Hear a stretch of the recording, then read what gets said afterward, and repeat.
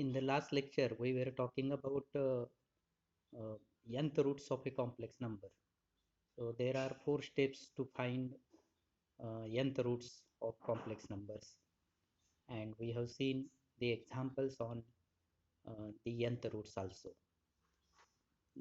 Then the next important point is the Euler's theorem. The Euler's theorem, uh, it is like this: e raised to I theta equal to cos theta plus I sin theta. E raised to I theta is equal to cos theta plus I sin theta. This is called as Euler's theorem. And therefore, as we have seen in our earlier lectures, the two forms of complex numbers, that is, first form is x plus iy, that we call as Cartesian form, because this x plus iy we can represent by points in the complex plane. So x and y are coordinates, Cartesian coordinates, and therefore it is called as Cartesian form. The second is polar form. The details we have seen in the previous lectures. So that is r into cos theta plus I sin theta, where r is modulus of z and its value is root of x square plus y square, and theta is argument of z or amplitude of z, and its value is tan inverse of y by x. And because of this Euler's theorem, the third form, that is exponential form of the complex number, is r into this bracket. This bracket is nothing but the Euler's theorem, the value of e raised to I theta. So r into e raised to I theta. So this form is called as exponential form.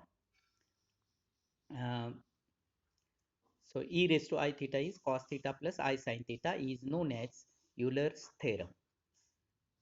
So this is cos pi by 6 plus I sin pi by 6. It is e raised to I into pi by 6. So this is the polar form. Euler's theorem for real or complex theta. So we know that e raised to I theta is cos theta plus I sin theta. So then replace theta by minus theta. So that becomes e raised to minus I theta cos of minus theta plus I sin minus theta. So that e raised to I theta is equal to cos theta minus I sin theta. So these two equations, first and second, plays the important roles to define or to find the circular functions in terms of exponential. So if we sum this, we will get cos theta is equal to e raised to I theta plus e raised to minus I theta divided by 2. 1 plus 2. Equation 1 plus equation 2 gives this. Then equation 1 minus equation 2, it will give the value of sine theta, and that is e raised to I theta minus e raised to minus I theta divided by 2i. Generally, the complex variable we denote by z, therefore this cos z, instead of theta we use cos z. Cos z is equal to e raised to iz plus e raised to minus iz divided by 2. Sin z is e raised to iz minus e raised to minus iz divided by 2i. Once we get this sin and cos, we can find the remaining, that is tan z is sin z by cos z. Then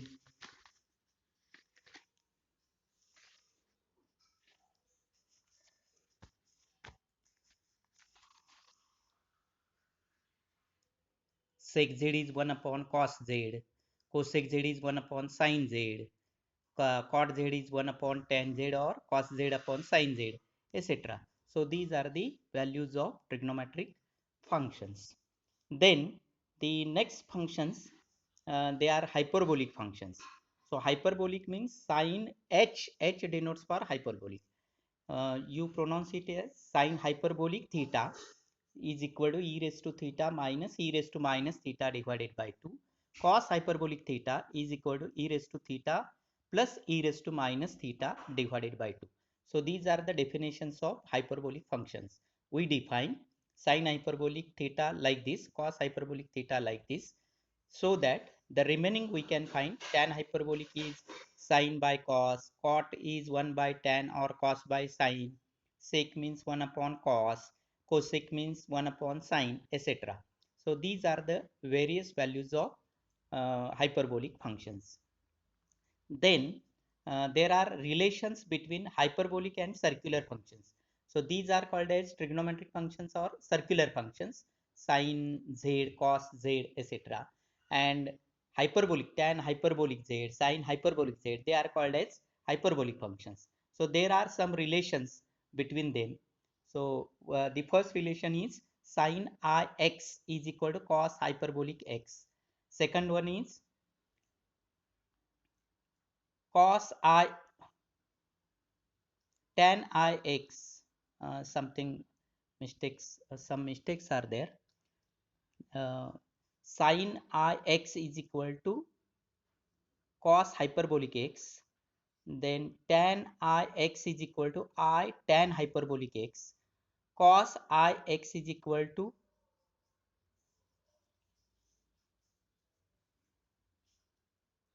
cos ix is equal to, so you just read all these things, and there are some printing mistakes in this, so I will correct them at the last. So sine theta, we will prove this. Sine theta is like this. Sine ix, replace theta by ix. Then sine ix is like this. Then multiply numerator and denominator by I, so that it becomes I into e raised to minus x minus e raised to x divided by 2, or sine ix is equal to e raised to I sine hyperbolic x. Sine ix is equal to I sine hyperbolic x, isn't it? So this sign becomes minus and this becomes plus. Why?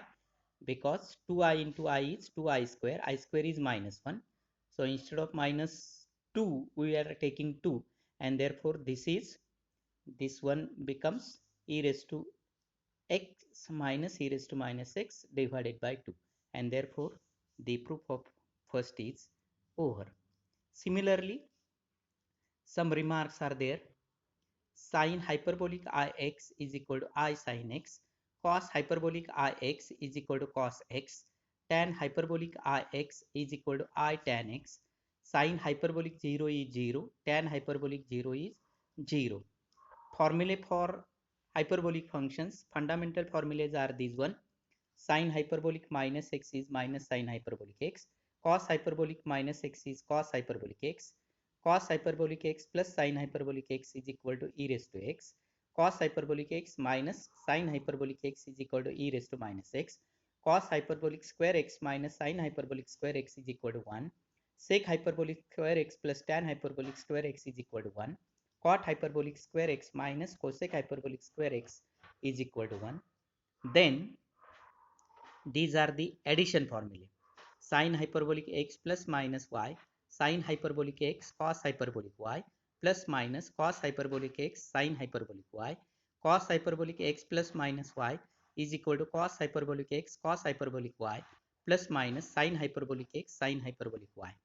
Tan hyperbolic x plus minus y is equal to tan hyperbolic x plus minus tan hyperbolic y, 1 minus tan hyperbolic x tan hyperbolic y.